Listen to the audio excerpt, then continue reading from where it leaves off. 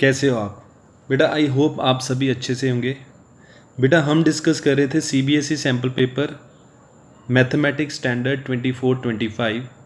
इससे पहले हम 2 वीडियोस डाल चुके हैं। पहली वीडियो में हमने डिस्कस किए थे क्वेश्चन नंबर 1 से लेकर क्वेश्चन नंबर 20 तक एमसीक्यूज़। सेकंड वीडियो में हमने डिस्कस किए थे सेक्शन बी, और आज हम लेके आए हैं आपके लिए section C. Section C means 3 marks के क्वेश्चन। सो क्वेश्चन नंबर 26 से हम स्टार्ट करेंगे वीडियो। सो पहले आप बेटा वीडियो पॉज करके एक बार अच्छे से स्टेटमेंट रीड कर लीजिए। सो आई होप आपने स्टेटमेंट पढ़ ली होगी। तो इस स्टेटमेंट में क्या दिया हुआ है हमें बेटा, एक ABC एक ट्रायंगल दी हुई है। ABC एक ट्रायंगल है। DE and F are the mid points of side BC, CA and AB of triangle respectively. और हमने प्रूव क्या करना है। सो सबसे पहले बेटा हमने प्रूव करना है, वो मैं लिख लेता हूँ।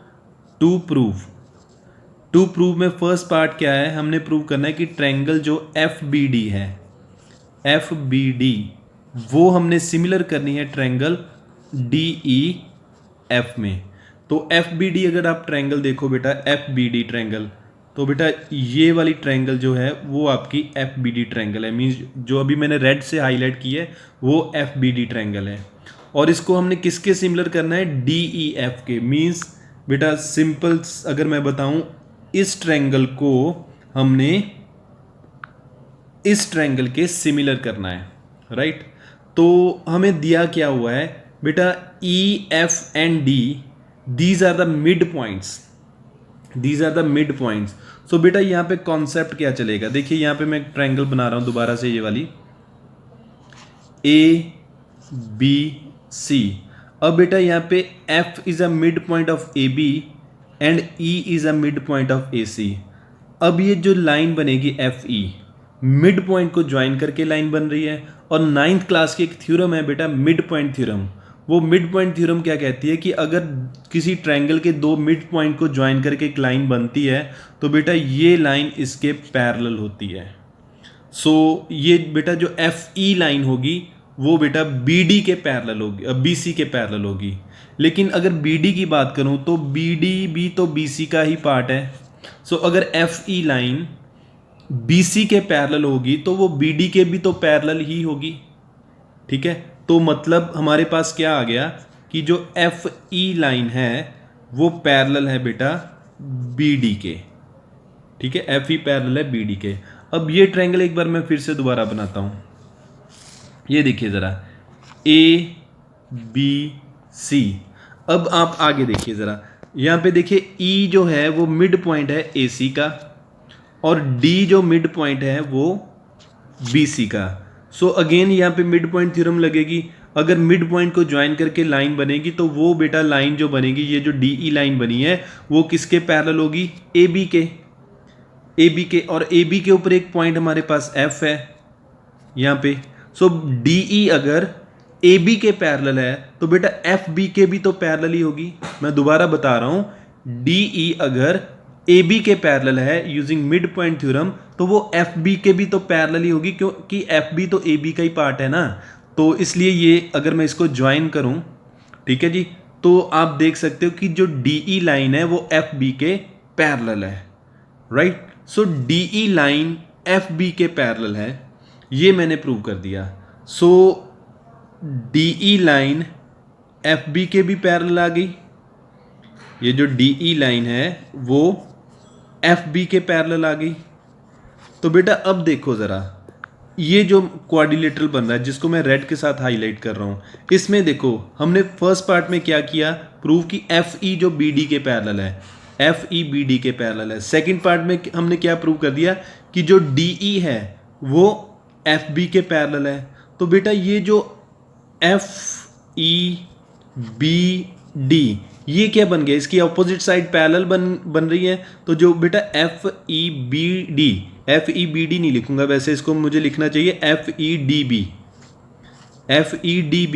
ये क्या बन गया, इसकी अपोजिट साइड पैरेलल है, तो ये क्या बन गया, इज अ पैरेललोग्राम, ठीक है। ये पैरेललोग्राम बन गया बेटा, FEBD एक पैरेललोग्राम बन गया, राइट। तो अगर मैं वापस अपने डायग्राम में आऊं तो यहाँ पे FD को भी उसने ज्वाइन किया हुआ है, लेकिन FEBD हमारा पैरेललोग्राम बन चुका है। FEBD अगर पैरेललोग्राम बन चुका है तो बेटा हमें दो चीज़ें देखनी पड़ेंगी। देखो, एक तो पैरेललोग्राम के ऑपोजिट एंगल इक्वल होते हैं, हमें पता है कि पैरेललोग्राम के ऑपोजिट एंगल इक्वल होते हैं। So that is why angle जो E होगा वो किसके इक्वल होगा, B के, because opposite angles of parallelogram are equal, opposite angle of parallelogram equal होते हैं। सो E एंगल बेटा B के इक्वल आ गया, सो E एंगल B के इक्वल आ गया।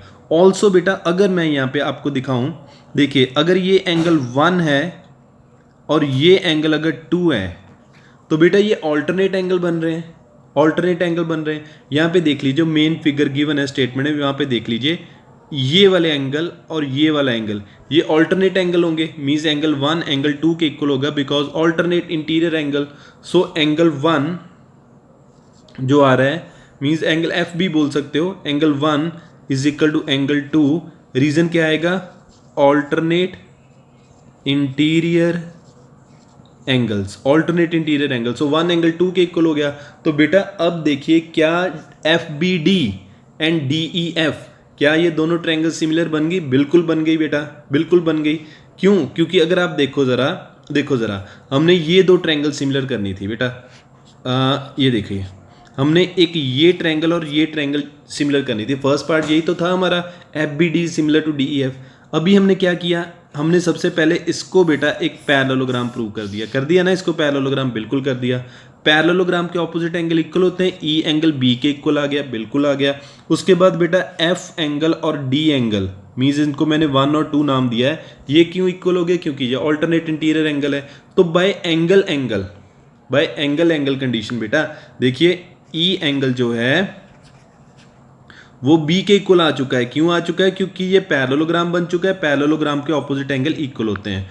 उसके बाद एंगल 1 जो है वो एंगल 2 के इक्वल आ गया, why, because alternate interior angle है। तो बाय एंगल ये दोनों ट्रायंगल बेटा सिमिलर होगी, देयरफॉर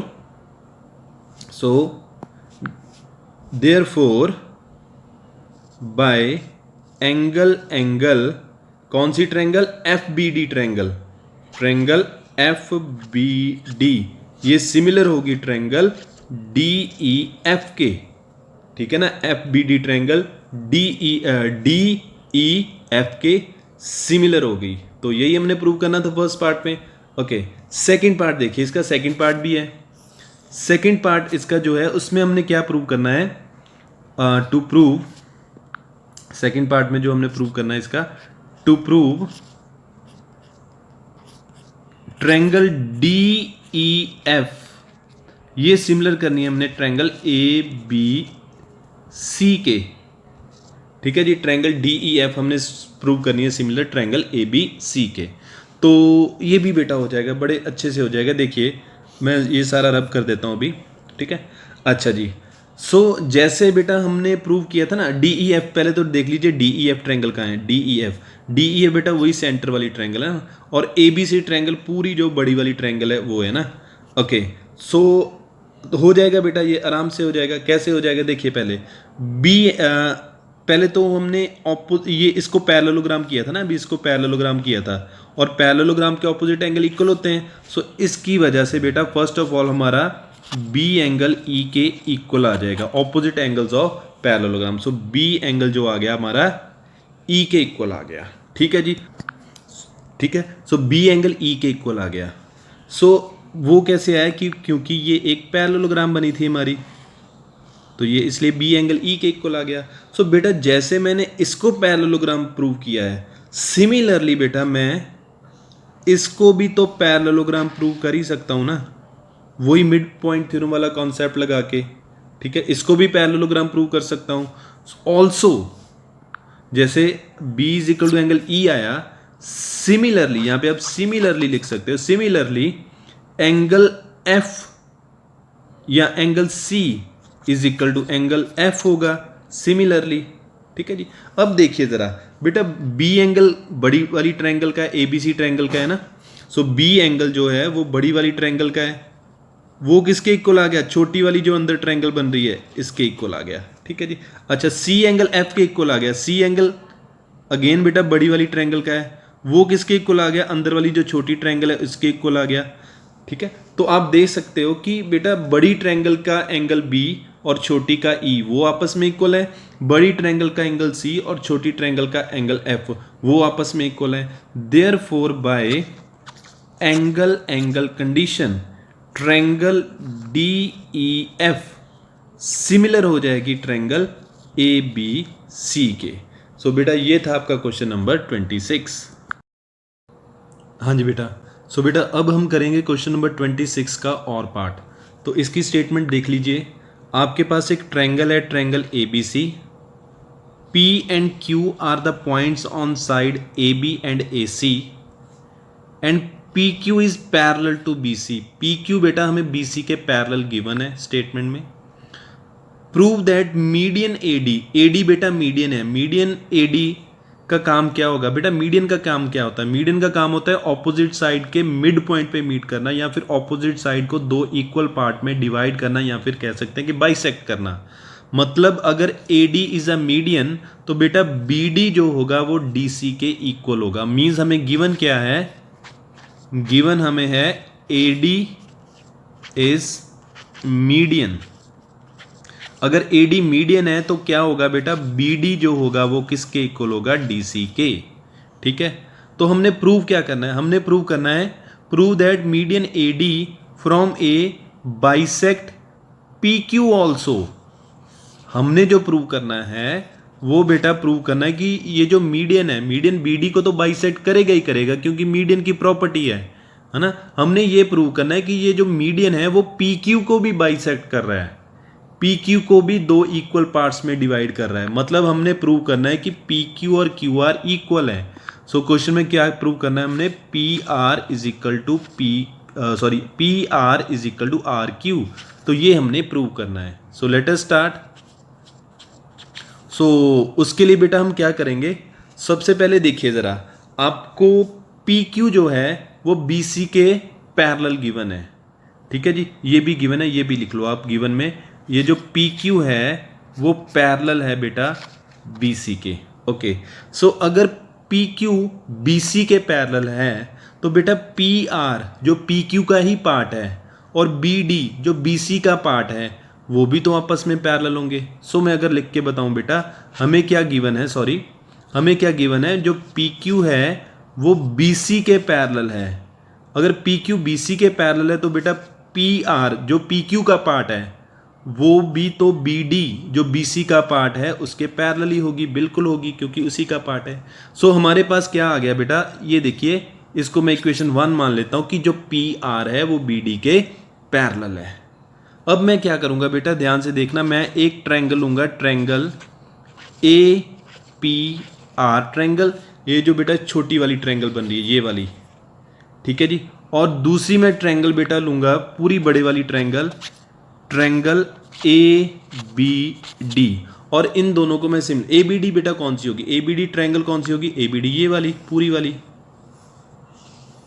ठीक है, मतलब एक जो मैंने रेड से हाईलाइट की हुई है और एक जो मैं रेड के साथ बाउंड्री बना रहा हूँ। ठीक है जी, ये दोनों ट्रायंगल मींस एक जो छोटी ट्रायंगल, चलो इसको मैं ब्लू के साथ शेड कर लेता हूँ।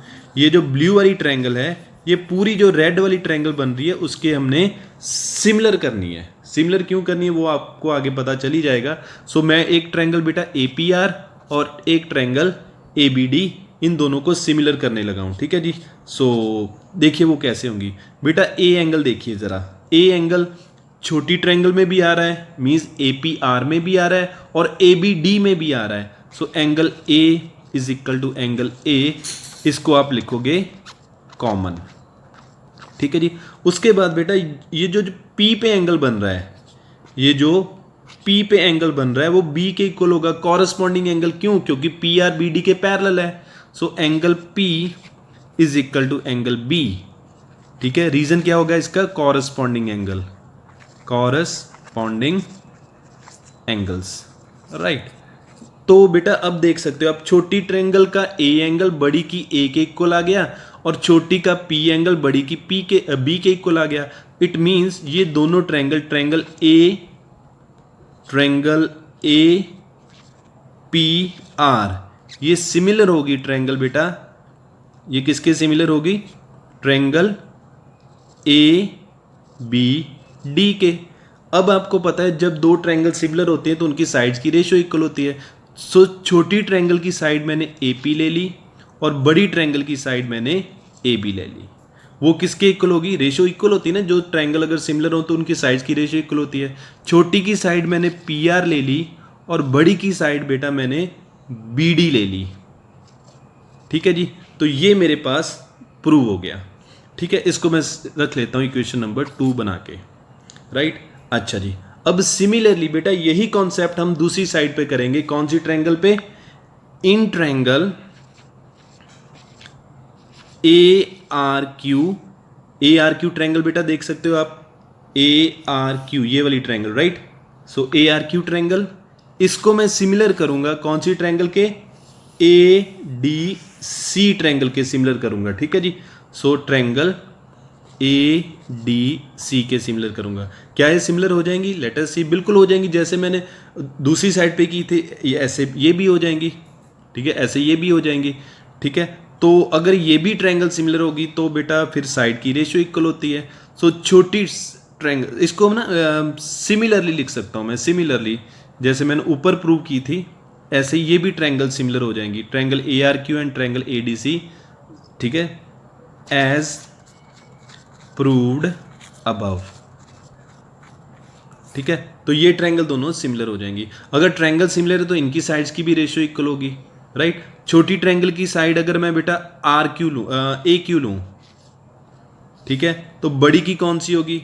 बड़ी की ए सी होगी। ए क्यू के नीचे बड़ी, देखो ना, छोटी की अगर ए क्यू है तो बड़ी की ए सी आएगी, बिल्कुल ए सी आएगी। छोटी ट्रायंगल की साइड आर क्यू और बड़ी की बेटा डी सी आ जाएगी। ठीक है, तो इसको मैं मान लेता हूँ इक्वेशन नंबर 2, राइट। अब मैं ये ट्रायंगल बेटा दोबारा बनाता हूँ, ट्रायंगल ए बी सी, और यहाँ पे मेरे पास पॉइंट P, यहाँ पे पॉइंट Q, और PQ जो है बेटा वो BC के पैरेलल आपको गिवन है स्टेटमेंट में।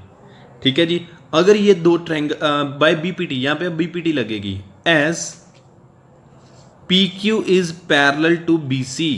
तो BPT थ्योरम क्या कहती है? अगर लाइंस पैरेलल हो तो बेटा साइड्स की रेशियो इक्वल होती है। मींस जो AP ओवर AB होगा, AP ओवर AB, बेटा BPT थ्योरम जरूरी नहीं कि AP के नीचे PB लिखना है। BPT थ्योरम हमें ये भी कहती है कि AP ओवर AB भी लिख सकते हो आप। ठीक है, AP ओवर AB भी लिख सकते हो। वो किसके इक्वल होगा बेटा? AQ बाय QC के। ये भी BPT का ही पार्ट है। ठीक है, इसका स्पेशल केस है, AQ बाय AC होगा। ठीक है, अब आप बेटा इक्वेशन नंबर, सपोज इसको मैं 3, क्योंकि 2 मैंने पहले मानी है, इसको 3 मान लेता हूं मैं। इक्वेशन नंबर 2 और 3 को देखो जरा। इक्वेशन नंबर 2 और 3 की बेटा आप लेफ्ट साइड देखो, यहाँ पे क्या है? लेफ्ट साइड में AP बाय AB, यहाँ पे क्या है? AQ by AC। और AP by AB is equal to AQ by AC, वो मैं इक्वेशन नंबर 4 में कर चुका हूँ। ठीक है, सो अगर मतलब इक्वेशन नंबर 2 और 3 की लेफ्ट साइड इक्वल है तो राइट साइड भी इक्वल होगी। मतलब from equation 2 and 3, from equation 2 and 3, PR by BD किसके इक्वल होगा बेटा? RQ by DC। क्यों? क्योंकि इनकी लेफ्ट साइड इक्वल है। इक्वेशन नंबर 4 में मैंने प्रूव किया है कि AP by AB is equal to AQ by AC। Equation number 4 में प्रूव किया है मैंने। सो अगर इक्वेशन नंबर 2 और 3 की लेफ्ट साइड इक्वल होगी तो राइट साइड भी इक्वल होगी। So that is why PR over BD किसके इक्वल आ गया? RQ बाय DC के, राइट। अब बेटा देखिए ज़रा, आपको जैसे AD मीडियन दिया हुआ था, ठीक है, आपको गिवन क्या था? AD is median. AD अगर मीडियन था तो बेटा ऑब्वियसली देखो ट्रायंगल में मीडियन का काम क्या होता है? ऑपोजिट साइड के मिड पॉइंट पे मीट करना। सो अगर AD मीडियन है तो BD DC के इक्वल होगा। So AD is a median, hence जो BD होगा वो DC के इक्वल होगा अगर AD मीडियन है। तो बेटा ये जो इक्वेशन नंबर 5 है, इसमें देखो जरा हमने क्या किया था? PR over BD is equal to RQ over DC किया था। बट BD और DC इक्वल है तो हम कह सकते हैं कि ये दोनों साइड बेटा कैंसिल हो गए, तो बचा क्या आपके पास, P R is equal to R Q. तो यही तो मैं प्रूव करना चाहता था क्वेश्चन में क्या मैं प्रूव करना चाहता था कि जो मीडियन है वो पी क्यू को भी बाइसेक्ट कर रहा है। स्टेटमेंट में यही तो उसने कहा था कि प्रूव कीजिए कि जो मीडियन है वो पी क्यू को भी बाइसेक्ट कर रहा है। ठीक है जी, सो पी क्यू को भी बाइसेक्ट कर रहा है। बाइसेक्ट करने का मतलब दो इक्वल पार्ट्स। सो देखिए हमने कर दिया P R is equal to R Q, P R is equal to R Q prove कर दिया। सो हैंस जो मीडियन ए डी था वो बेटा पी क्यू को भी बाइसेक्ट करेगा। सो ये बेटा आपका क्वेश्चन नंबर 26 का और पार्ट है। सो हाँ जी बेटा, सो नेक्स्ट हम देखते हैं बेटा क्वेश्चन नंबर 27। सो क्वेश्चन नंबर 27 की एक बार आप अच्छे से स्टेटमेंट रीड कर लीजिए वीडियो को पॉज करके। ओके, आई होप आपने स्टेटमेंट पढ़ ली होगी। अब स्टेटमेंट में क्या कह रहा है, the sum of two number is 18 and sum of their reciprocal is 9/40, find the numbers. तो हमने दो नंबर फाइंड करने जिनका सम 18 है। तो पहले तो हम दो नंबर वो सपोज करेंगे, राइट। सो लेट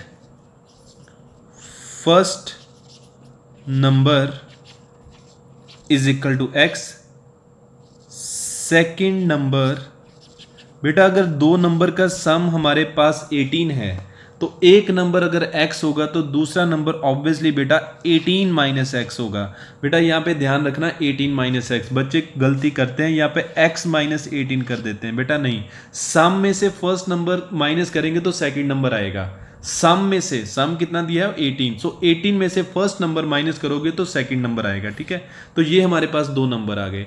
अब क्वेश्चन में क्या कह रहा है, अकॉर्डिंग टू स्टेटमेंट क्वेश्चन में कह रहा था सम ऑफ देयर रेसिप्रोकल, मींस हमने सम करना है इनके रेसिप्रोकल का। जैसे फर्स्ट नंबर x है तो उसका रेसिप्रोकल क्या होगा बेटा 1/x, दूसरा नंबर 18 माइनस एक्स है तो उसका रेसिप्रोकल कितना होगा 1/18 माइनस एक्स। अब इन दोनों के रेसिप्रोकल का सम हमने कर लिया, वो आपको किसके इक्वल दिया हुआ है 9/40 के। ठीक है, तो अब हम थोड़ा सा कैलकुलेशन पार्ट करेंगे बेटा। यहाँ पे एलसीएम आएगा x और 18 माइनस एक्स का एलसीएम बेटा x इंटू 18 माइनस एक्स आएगा, और यहाँ पे क्रॉस मल्टीप्लीकेशन होगी, ये इस साइड पे जाएगा 18 माइनस एक्स और ये x इस साइड पे जाएगा, x into 1 it is x is equal to 9/40। यहाँ पे बेटा plus x and minus x they are getting cancel, so आपके पास आ रहा है 18/x इंटू 18 माइनस एक्स और इस साइड पे बेटा 9/40। अब हम क्या करेंगे, थोड़ी सी सिंप्लीफिकेशन और करेंगे। सो पहले तो ये x बेटा जो नीचे वो अंदर मल्टीप्लाई कर लीजिए ब्रैकेट में। सो 18x बेटा अंदर मल्टीप्लाई होगा तो नीचे बन जाएगा 18x minus x square is equal to 9/40, right. अब यहाँ पे करेंगे क्रॉस मल्टीप्लाई, ये बेटा इस साइड पे ये इस साइड पे, सो यहाँ पे आ गया 18 इंटू 40 और ये बेटा 9 के साथ ये नीचे वाली टर्म मल्टीप्लाई होगी 18x माइनस एक्स स्क्वायर। अब ये जो 9 लगा है बेटा इस साइड पे ले आए, लेके आप डिवाइड कर दीजिए, सो ये नीचे आ गया। सो यहाँ पे बेटा आपके पास बच गया 18x माइनस एक्स स्क्वायर। अब ये 9 की 18 के साथ कटिंग करोगे तो बेटा 2 आ जाएगा, 2 को 40 के साथ मल्टीप्लाई करोगे तो यहाँ पे 80 आ जाएगा, और इस साइड पे हमारे पास क्या है 18x माइनस एक्स स्क्वायर। अब क्या करेंगे हम नेक्स्ट स्टेप, ये जो माइनस एक्स स्क्वायर है बेटा इसकी साइड शिफ्ट करेंगे, मींस माइनस एक्स स्क्वायर दूसरी साइड पे जाके प्लस का एक्स स्क्वायर हो जाएगा। 18x की भी साइड शिफ्ट कर देते हैं, यहाँ पे प्लस का है तो दूसरी साइड पे जाके ये माइनस का हो जाएगा। 80 बेटा ऑलरेडी इस साइड पे है और इस साइड से अब कुछ नहीं बचा बेटा, राइट साइड पे कुछ नहीं बचा तो इसको हम 0 के इक्वल लिख देंगे। अब इसकी करेंगे middle term split. Middle term split कैसे करेंगे, जो एक्स स्क्वायर वो as it is, minus sign as it is, और ब्रैकेट के बाहर जो x लगा है वो एज इट इज़, और प्लस 18, यहाँ पे 80 नहीं है बेटा सॉरी 80 है यहाँ पे, right. So 80 is equal to 0, तो 80 एज इट इज़। ठीक है जी, अब हमने दो नंबर ढूंढने हैं बेटा जिनको प्लस करके 18 आए, प्लस करके 18 आए, और मल्टीप्लाई करके क्या है, मल्टीप्लाई करके बेटा हमने देखना होता है जो फर्स्ट टर्म और लास्ट टर्म को मल्टीप्लाई करके बनता है, जो फर्स्ट टर्म और लास्ट टर्म को मल्टीप्लाई करके बनता है। सो फर्स्ट टर्म और लास्ट टर्म को मल्टीप्लाई करेंगे तो 80 आएगा। सो हमें दो नंबर ऐसे चाहिए जिनको प्लस करके 18 आए और मल्टीप्लाई करके 80 आए और प्लस करके 18 आए, तो बेटा ऑब्वियसली वो कौन से नंबर होंगे, वो होंगे 10 और 8, वो 10 और 8 होंगे। ठीक है, अब ब्रैकेट ओपन करते हैं, ब्रैकेट के बाहर अगर माइनस लगा है तो साइन चेंज हो गया जब ब्रैकेट ओपन होगी, ये बन जाएगा -10x -8x plus 80 is equal to 0। अब पहली जो दो टर्म है इनमें से x कॉमन लेंगे तो अंदर कितना बच जाएगा, x -10, और यहाँ पे माइनस है तो माइनस ही लगेगा। इन दोनों में से बेटा हम 8 कॉमन ले सकते हैं, तो ओवरऑल हमने -8 कॉमन लिया, सो माइनस कॉमन लेंगे तो अंदर साइन चेंज होंगे, और ये 8x का 8 अगर बाहर चले गया तो अंदर प्लस का x बचेगा। प्लस का क्यों, क्योंकि माइनस हमने कॉमन ले लिया है। माइनस जब भी ब्रैकेट के बाहर कॉमन लेते हैं तो अंदर वाली टर्म के साइन चेंज हो जाते हैं। जैसे यहाँ पे सेंटर में प्लस था, अब यहाँ पे माइनस आएगा। 80 में से 8 अगर कॉमन चले गए तो अंदर बेटा 10 बचेगा इज इक्वल टू 0। अब ये x -10 और x -10 ये भी बेटा कॉमन आ जाएंगे, अंदर कितना बचेगा बेटा, x -8 इज इक्वल टू 0। अब हम क्या करेंगे, इन दोनों ब्रैकेट्स को एक बार x -10 को 0 के इक्वल रखोगे, एक बार x -8 को 0 के इक्वल रखेंगे, तो यहाँ से -10 दूसरी साइड पे जाएगा, x की वैल्यू 10, यहाँ से 8 दूसरी साइड जाएगा तो x की वैल्यू 8। सो हमारे पास दो नंबर आ रहे हैं बेटा, एक नंबर आ रहा है 10 और दूसरा आ रहा है 8। So this is the answer of this question. So I hope आपको ये भी क्वेश्चन अच्छे से समझ लग गया होगा। ओके बेटा नेक्स्ट हम देखते हैं क्वेश्चन नंबर 28। तो क्वेश्चन नंबर 28 में हमें क्या दिया हुआ है, एक पॉलिनोमियल दिया हुआ है 6x² -5x + 1, और इस पॉलिनोमियल की जीरोस जो दी हुई हैं वो अल्फ़ा एंड बीटा दी हुई हैं, इस पॉलिनोमियल की जीरो। तो हमने एक ऐसा पॉलिनोमियल निकालना है बेटा, हमने एक ऐसा पॉलिनोमियल निकालना है जिसकी जीरोस कौन सी हों, alpha square and beta square, ये बेटा जीरोस हों जो पॉलिनोमियल हमने फाइंड करना है। तो बेटा कोई भी पॉलिनोमियल फाइंड करने का हमारे पास एक फॉर्मूला होता है, x² minus sum of zeros into x plus product of zeros. ठीक है जी, तो ये हमारे पास फॉर्मूला आता है। अब इस पॉलिनोमियल की जीरो अगर alpha square and beta square हैं तो सम ऑफ जीरोस की जगह पे क्या लगेगा बेटा, sum of zero means alpha square plus beta square, क्योंकि जो हमने पॉलिनोमियल फाइंड करना है उसकी जीरो ही alpha square and beta square है, तो सम मींस इन दोनों जीरोस का सम करेंगे और साथ में लगेगा x। Product of zero means इन दोनों जीरोस को हमने करना है मल्टीप्लाई। मींस अगर मुझे कहीं से alpha square plus beta square की वैल्यू मिल जाए, alpha square into beta square की वैल्यू मिल जाए, तो यहाँ पे मैं सब्स्टिट्यूट करूंगा तो मेरा पॉलिनोमियल आ जाएगा। तो इनकी वैल्यू बेटा इधर से निकलेगी, क्योंकि हमें अल्फा और बीटा जिस पॉलिनोमियल की जीरोस हैं वो पॉलिनोमियल हमें दिया हुआ है। बेटा यहाँ पे आपको यूज़ करना पड़ेगा फॉर्मूला सम ऑफ जीरोस का। Sum of zeros means alpha plus beta, ये सम ऑफ जीरोस हो गया। सम ऑफ जीरोस किसके इक्वल होता है बेटा, -b/a के। अब देखिए ज़रा, ये हो गया आपका a, ये हो गया b और ये हो गया c, राइट। तो alpha plus beta is equal to -b। What is b? b is -5। What is a? a is 6। So बेटा ये आपके पास आ गया 5/6, ये अल्फा प्लस बीटा की वैल्यू आ गई।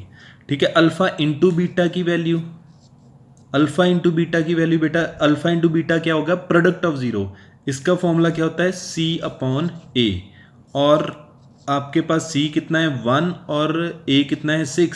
सो अल्फा इंटू बीटा की वैल्यू भी आपके पास आ गई, मीन्स अल्फा प्लस बीटा की भी आ गई, अल्फा इंटू बीटा की भी आ गई। बेटा जो हमें चाहिए वो चाहिए alpha square plus beta square और alpha square into beta square की। तो वो कैसे निकलेंगी बेटा, हमारे पास एक फॉर्मूला होता है, देखिए अल्फा प्लस बीटा का अगर मैं होल स्क्वायर करूं तो वो किसके इक्वल होगा बेटा, वो होगा alpha square plus beta square plus 2 alpha beta. ठीक है ना। अब इस फॉर्मूले में हम अल्फा प्लस बीटा की वैल्यू देखो हमारे पास कितनी है, 5/6। ये पुट कर देंगे हम, अल्फा प्लस बीटा की जगह पे ये 5/6 पुट कर देंगे। Alpha square plus beta square की वैल्यू नहीं है मेरे पास, into 2 alpha into beta, alpha into beta की वैल्यू भी है मेरे पास, वो है 1/6, तो वो भी यहाँ पे मैंने पुट कर दी। ठीक है, अब ये 5/6 का स्केयर करोगे तो ये कितना आ जाएगा बेटा, 25/36 is equal to alpha square plus beta square, और ये बेटा आपके पास कितना आ गया, 2/6। ये 2/6 की हम साइड शिफ्ट करते हैं, मीन्स दूसरी साइड पे ले जाते हैं, तो यहाँ पे 25/36 माइनस 2/6 बेटा इस साइड पे हो जाएगा आके, यहाँ पे alpha square plus beta square. अब यहाँ पे एलसीएम लेते हैं हम, 36 और 6 का एलसीएम 36, यहाँ पे बेटा 25, 36 को 6 के साथ डिवाइड करेंगे 6 और 2 के साथ मल्टीप्लाई करेंगे तो 12, तो बेटा alpha square plus beta square की फाइनली हमारे पास वैल्यू आ रही है 13/36। तो ये बेटा आपके पास alpha square plus beta square की वैल्यू आ गई। और हमें किसकी वैल्यू चाहिए थी, देखिए पॉलिनोमियल में alpha square into beta square की, वो तो बेटा आसानी से यहीं से निकल जाएगी। देखिए ज़रा, हमारे पास अल्फा इंटू बीटा किसके इक्वल है, 1/6 के, दोनों पास स्केयरिंग करेंगे, यहाँ पे अल्फा स्केयर बीटा स्केयर, 1/6 का स्केयर कितना होगा, 1/36, so alpha square into beta square की वैल्यू भी हमारे पास आ गई। ठीक है, तो ये वैल्यूज अब यहाँ पे पुट कर देंगे, x square minus alpha square plus beta square, alpha square plus beta square की वैल्यू हमने कितनी निकाली है, 13/36।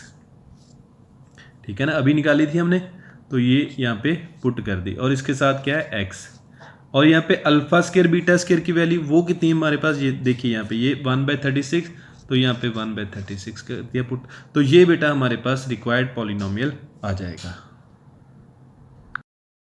हाँ जी बेटा, नेक्स्ट बेटा क्वेश्चन नंबर 29।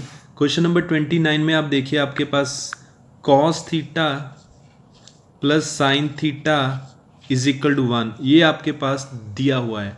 आपने प्रूव क्या करना है, ठीक है, टू प्रूव, क्वेश्चन में आपने प्रूव करना है कि cos theta minus sine theta इसकी वैल्यू किसके इक्वल है, +-1 के।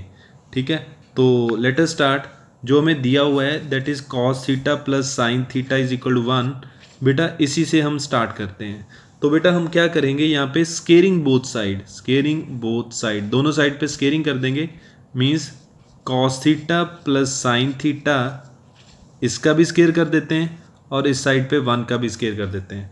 तो बेटा यहाँ पे a प्लस बी का होल स्केयर है, तो स्केयर हम ओपन करेंगे, and that is equal to a square means cos square theta, b square means sine square theta, plus 2ab means 2 cos theta sine theta. दूसरी side पे बेटा 1 का square है, वो तो 1 ही होगा। बेटा अब यहाँ पे लगेगी ट्रिग्नोमेट्री की identity, that is cos square theta plus sine square theta, या फिर sign square theta plus cos square theta, आपको पता है ये किसके इक्वल होता है, 1 के इक्वल होता है। तो यहाँ पे बचा क्या मेरे पास, 1 + 2 cos theta sine theta is equal to 1। तो 1 एंड 1 बेटा, ये 1 अगर दूसरी साइड पे जाएगा वहाँ पे माइनस हो जाएगा, तो 1 एंड 1 कैंसिल हो जाएगा, तो आपके पास बचा क्या है, 2 कॉस थीटा साइन थीटा, ये किसके इक्वल बचा आपके पास, 0 के इक्वल। अब हमने जिसकी वैल्यू निकालनी थी, हमने किसकी वैल्यू निकालनी थी बेटा, हमने वैल्यू निकालनी थी cos theta minus sine theta, इसकी वैल्यू निकालनी नहीं थी, रादर हमने प्रूव करनी थी कि ये +-1 के इक्वल है। तो हम स्टार्ट करते हैं इसका भी बेटा, हम स्केयरिंग से स्टार्ट करते हैं, स्केयरिंग करते हैं इसकी, राइट। तो जब हम स्केयरिंग करेंगे इसकी ओपन, तो क्या बनेगा बेटा, a square means cos square theta, b square means sine square theta. So यहाँ पे आइडेंटिटी लग रही है a square minus a minus B के होल स्केयर की, that is a square plus b square minus 2ab mean -2 cos theta into sine theta. अब बेटा again यहाँ पे देखिए cos square theta plus sine square theta, trigonometric identity जो पहले भी हमने अभी यूज़ की है, तो ये किसके इक्वल होती है, 1 के, और इसके साथ हमारे पास क्या बचा, 2 cos theta into sine theta बचा। ठीक है, अब यहाँ पे देखिए ये इक्वेशन नंबर 1 जो हमने यहाँ पे यूज़ की थी और प्रूव की थी, 2 कॉस थीटा साइन थीटा, इसकी वैल्यू तो 0 प्रूव कर चुके हैं हम, तो यही वैल्यू मैं यहाँ पे यूज़ कर लूँगा, 1 minus 2 cos theta sine theta की इक्वेशन नंबर 1 में हमने वैल्यू 0 प्रूव की थी, तो बेटा इसकी जगह पे 0 आ गया। मीन्स ओवरऑल मेरे पास आंसर कितना बच रहा है 1। तो मैंने स्टार्ट कहाँ से किया था, मैंने स्टार्ट किया था cos theta minus sine theta के होल स्केयर से स्टार्ट किया था। तो स्केयर बेटा उस साइड पे जाके रूट बनेगा, और जब स्केयर बेटा दूसरी साइड पे जाता है तो प्लस का साइन भी लगता है और माइनस का साइन भी लगता है। तो 1 का अंडर रूट और साथ में प्लस माइनस, 1 का रूट बेटा 1 ही होता है। So cos theta minus sine theta, इसकी वैल्यू बेटा आपके पास कितनी आ रही है, प्लस माइनस 1, क्योंकि अंडर रूट 1 इज 1।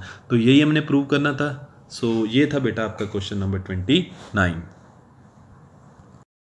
बेटा नेक्स्ट हम देखते हैं क्वेश्चन नंबर 30। क्वेश्चन नंबर 13 में क्या दिया हुआ है, the minute hand of wall clock is 18 centimetre long.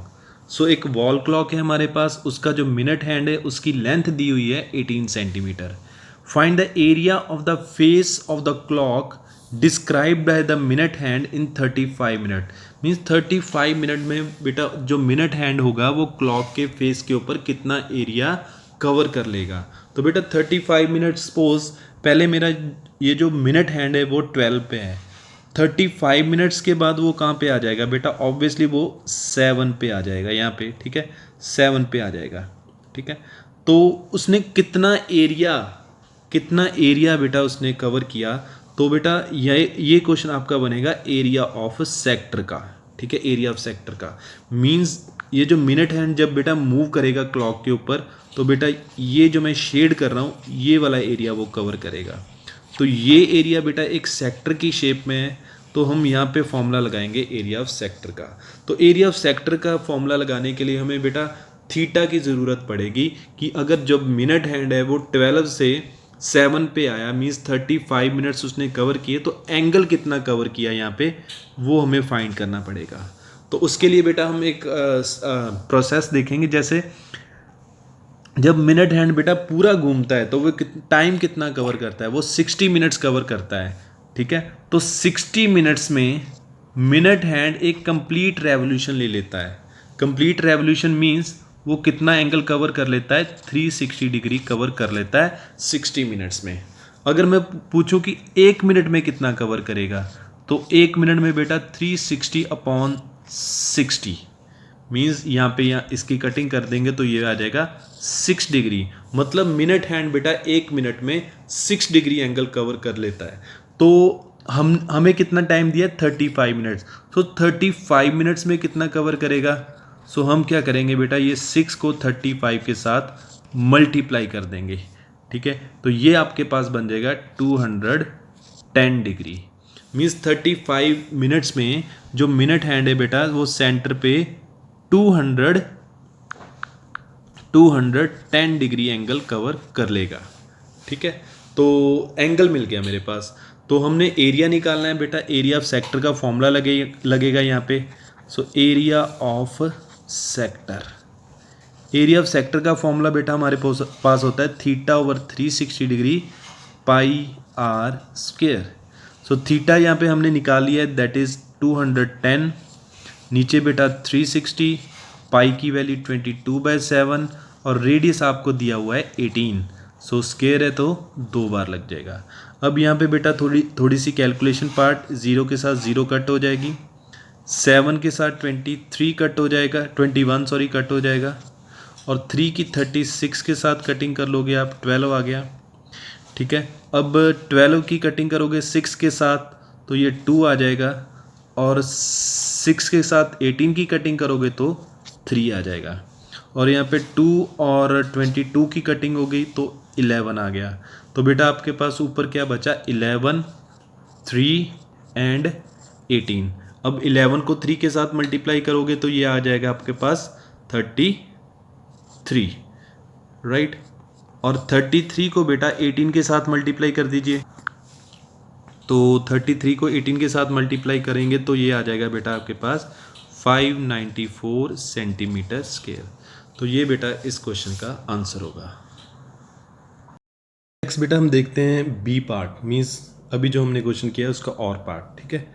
तो इसमें क्या है बेटा, सिंपल सा क्वेश्चन है। एक हमें सर्कल दिया हुआ है और ए बी उस सर्कल की कॉर्ड है। Angle A O B means यहाँ पे एंगल बन रहा है आपका 60 degree, right. O O A is 14, this is 14, this is also 14 because radius होगा ये, ठीक है। The area of the minor segment, हमने एरिया ऑफ माइनर सेगमेंट निकालना है बेटा। सेगमेंट क्या होता है बेटा, ये वाला पोर्शन, इसको हम बोलते हैं सेगमेंट, ये होता है माइनर सेगमेंट।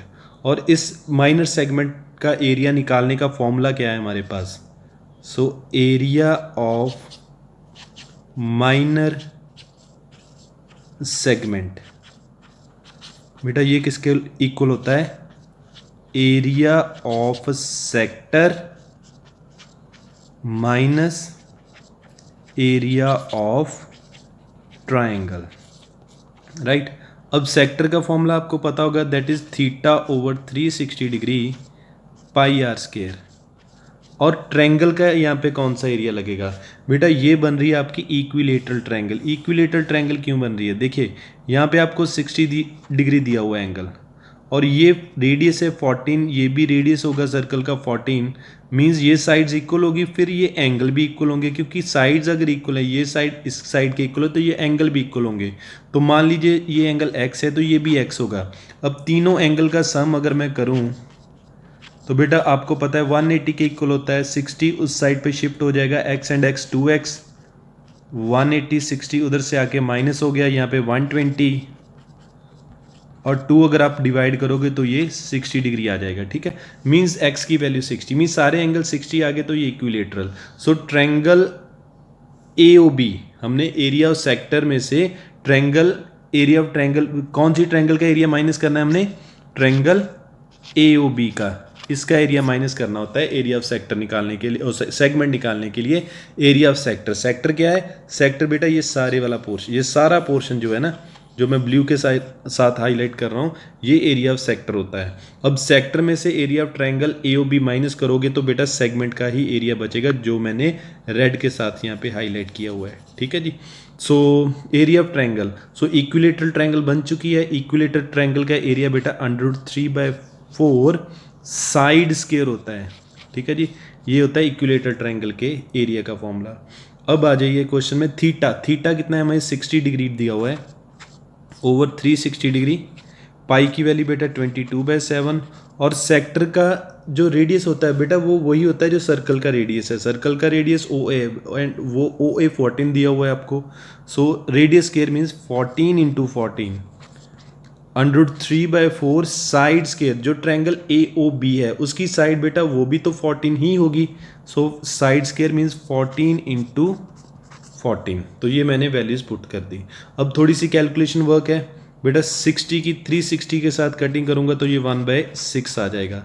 यहाँ पे 22/7, दिस इज 14 × 14, √3 की वैल्यू भी आपको दी हुई है 1.73, सो मैं 1.73 पुट कर देता हूँ यहाँ पे 4, यहाँ पे 14 × 14, राइट। और यहाँ पे बेटा देखो 7 की कटिंग हो रही है, यहाँ पे 2 आ जाएगा, ठीक है। अब इस 2 की कटिंग भी हो रही है, यहाँ पे 3 आ जाएगा।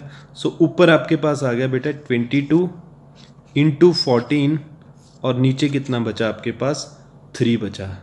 इस साइड पे आ जाइए बेटा, पॉइंट हट नीचे, अगर आप पॉइंट रिमूव करोगे तो बेटा नीचे क्या लगेगा, इसका 100 लगेगा पॉइंट का ना। तो इस 4 की कटिंग कर लीजिए, 4 की कटिंग की 2 के साथ और 14 की कटिंग की 2 के साथ। अब इस 2 की कटिंग फर्दर इस 14 के साथ, सो 7 आ गया, मीन्स 7 × 7, यहाँ पे 7 × 7 आ रहा है हमारा, राइट। अब देखिए कैलकुलेशन करते हैं यहाँ पे, ये जो 22 है इसको हम 14 के साथ मल्टीप्लाई करेंगे तो बेटा ये बन रहा है आपका 308/3, और यहाँ पे 7 × 7 मीन्स 173, 7 × 7 इट इज़ 49, और नीचे मेरे पास क्या है 100, राइट। अब ये 308 की 3 के साथ कटिंग करेंगे तो मेरे पास बेटा ये बन जाएगा 308 की, अगर हम 3 के साथ कटिंग करेंगे मीन्स 308 की, वैसे तो कटिंग नहीं होगी, हमें डिवाइड करना पड़ेगा। सो 3 × 1 = 3, 0 0 8, 3 × 2 = 6, 2.0 and this is 6, okay। so approximately बेटा ये 102 0.6 आ रहा है, ठीक है। अब यहाँ पे 173 को अगर हम 49 के साथ मल्टीप्लाई करें तो ये बेटा आप देख सकते हो यहाँ पे ये आ जाएगा आपका 8477 अपॉन 100, राइट। अब यहाँ पे 102.6, अब ये डेसिमल 2 डिजिट छोड़ के लग जाएगा, मीन्स 84.77, ठीक है जी। अब हम 102 में से 102.6, ठीक है, 102.6 इसमें से क्या माइनस करेंगे हम, 84.77, ठीक है।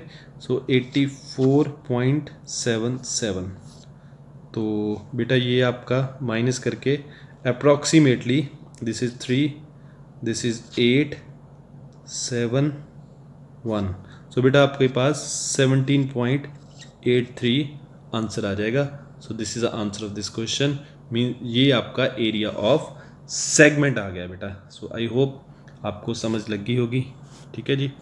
सो एक बार आप देख सकते हो। हाँ जी बेटा, इस क्वेश्चन में क्वेश्चन नंबर 31 में हमने प्रूव करना है कि √3 एक इरेशनल नंबर है। तो ये इसको बेटा हम प्रूव करेंगे मेथड ऑफ कॉन्ट्राडिक्शन। ये फर्स्ट चैप्टर का क्वेश्चन है, आपको आता ही होगा, आपने देखा ही होगा पहले, ठीक है। तो हम इसे प्रूव करते हैं इरेशनल, तो मेथड ऑफ कॉन्ट्राडिक्शन यूज़ करूँगा। मेथड ऑफ कॉन्ट्राडिक्शन क्या होता है, जो प्रूव करना है उससे हम कॉन्ट्राडिक्टरी इसको सपोज करके चलेंगे।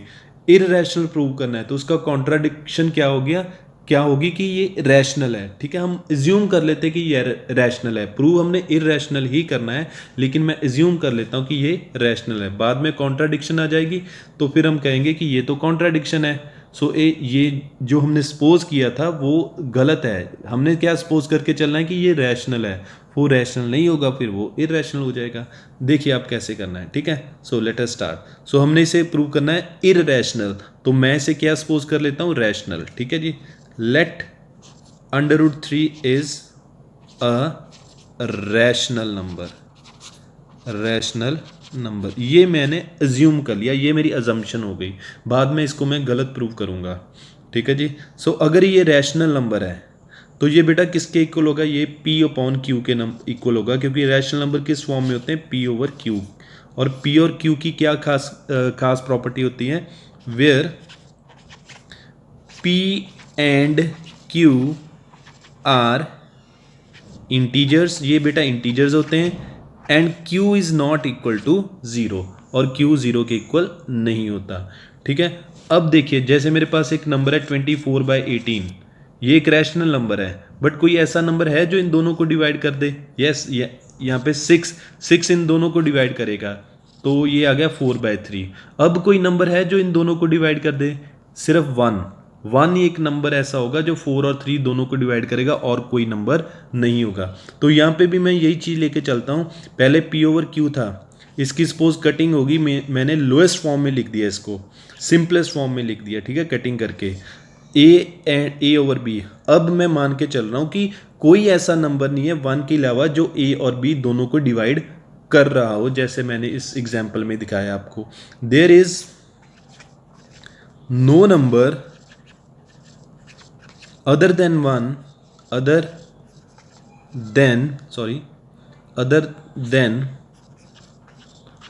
1 which divides A and B both, तो बेटा इनको मैं को प्राइम नंबर्स भी बोल सकता हूँ, ठीक है। आप सिंपलेस्ट फॉर्म में इसको को प्राइम नंबर्स भी लिख सकते हो, वैसे मैंने डिटेल में लिख दिया, आप इनको को प्राइम नंबर्स भी बोल सकते हो। को प्राइम नंबर्स का भी मतलब यही होता है कि 1 के अलावा इनका कोई कॉमन फैक्टर नहीं होता, मीन्स कोई 1 के अलावा कोई नंबर नहीं होता जो इन दोनों को डिवाइड कर दे, ठीक है। चलो ये मेरा अजम्पशन का पार्ट है, तो ये b इस साइड पे मल्टीप्लाई हो जाएगा, √3b is equal to a आ गया। अब मैंने क्या करना है बेटा, दोनों साइड स्केयरिंग करनी है, स्केयरिंग बोथ साइड। अब स्केयरिंग करूंगा यहाँ पे √3b, इसकी भी स्केयरिंग, और इस साइड पे a की भी स्केयरिंग। स्केयर क्या करेगा बेटा, अंडर को खत्म करेगा, सो ये बन गया 3b square is equal to a square. अब 3 उस साइड पे जाके बेटा डिवाइड होगा, a स्केयर बाय 3। अब ये क्या, यहाँ पे क्या हो रहा है बेटा, b एक इंटीजर है, बी एक इंटीजर है, it means 3 divide A square. जब बेटा कोई प्राइम नंबर किसी नंबर के स्केयर को डिवाइड करता है तो वो प्राइम नंबर उस नंबर को भी डिवाइड करता है, मीन्स 3 डिवाइड ए ऑल्सो। सो 3 बेटा ए को भी डिवाइड कर रहा है, ठीक है। अब एक एग्जाम्पल से देखिए, अगर बेटा 3 15 को डिवाइड करता है तो 3 के साथ एक नंबर मल्टीप्लाई कर सकता हूँ मैं कि 15 आ जाए। जैसे 3 18 को डिवाइड करता है, 3 को मैं किसी नंबर के साथ मल्टीप्लाई कर सकता हूँ कि 18 आ जाए। 3 अगर बेटा 24 को डिवाइड करता है तो 3 के साथ मैं कोई ऐसा नंबर मल्टीप्लाई कर सकता हूँ कि 24 आ जाए, ठीक है जी। सो ऐसे ही बेटा 3 किसको डिवाइड कर रहा है, ए को। सो 3 अगर ए को डिवाइड कर रहा है तो एक ऐसा नंबर जरूर होगा, there will exist a number c such that, जैसे इसी एग्जाम्पल में मैंने दिखाया था 3 अगर 24 को डिवाइड कर रहा है, हमारा 3 किसको डिवाइड कर रहा था, ए को, तो एक नंबर आ गया 8, यहां पे कौन सा नंबर आ गया, सी। सो 3 को सी के साथ मल्टीप्लाई करूंगा तो वो किसके इक्वल आ जाएगा, 8 के। जैसे यहाँ पे 3 को मैंने 8 के साथ मल्टीप्लाई किया तो 24 आया, इसी तरह मैंने 3 को सी के साथ मल्टीप्लाई किया तो ए आया, means 3c is equal to a. अब ये जो ए की वैल्यू आई है बेटा, suppose this is equation number 1, इस इक्वेशन में मैंने ए की वैल्यू पुट कर देनी है। ये इक्वेशन फ्रॉम इक्वेशन 1 इक्वेशन 1 मेरे पास क्या थी, 3b square is equal to a square. अब इसमें मैंने क्या करना है, ए की वैल्यू पुट कर देनी है। ए की वैल्यू मेरे पास कितनी है, 3c। सो ए की वैल्यू बेटा मैंने 3c पुट कर दी इसके बीच में, ठीक है जी। अब देखते हैं क्या बनता है। यहाँ पे बेटा देखिए 3b square is equal to 9c square, square कर दिया हमने ना 3c का, 3 उस साइड पर जाके डिवाइड हो गया, यहाँ 3 की 9 के साथ कटिंग हो गई, ये आ गया 3c स्क्वायर। 3 इस साइड पे बेटा डिवाइड होगा आके, is equal to c square. अब ये यहाँ पे क्या हो रहा है बेटा, 3 is dividing b square, 3 divide b square. अगर 3 बी स्क्वायर को डिवाइड कर रहा है, अगर कोई प्राइम नंबर किसी के स्क्वायर को डिवाइड करता है तो उस नंबर को भी डिवाइड करता है। सो 3 डिवाइड बी ऑल्सो। बेटा अब यहाँ पे देखिए, यहाँ पे मैंने क्या किया, 3 डिवाइड ए, यहाँ पे मैं क्या कह रहा हूँ 3 डिवाइड बी, लेकिन यहाँ पे मैं क्या कह रहा हूँ ऊपर, there is no number other than 1 which divide a and b both. मैं तो अज्यूम करके चल रहा हूँ कि कोई नंबर 1 के अलावा है ही नहीं जो ए और बी को डिवाइड करे, और यहाँ पे मैं 3 डिवाइड ए और 3 डिवाइड बी भी प्रूव कर रहा हूँ, तो ये कॉन्ट्राडिक्शन हो गई, विच इज कॉन्ट्राडिक्शन,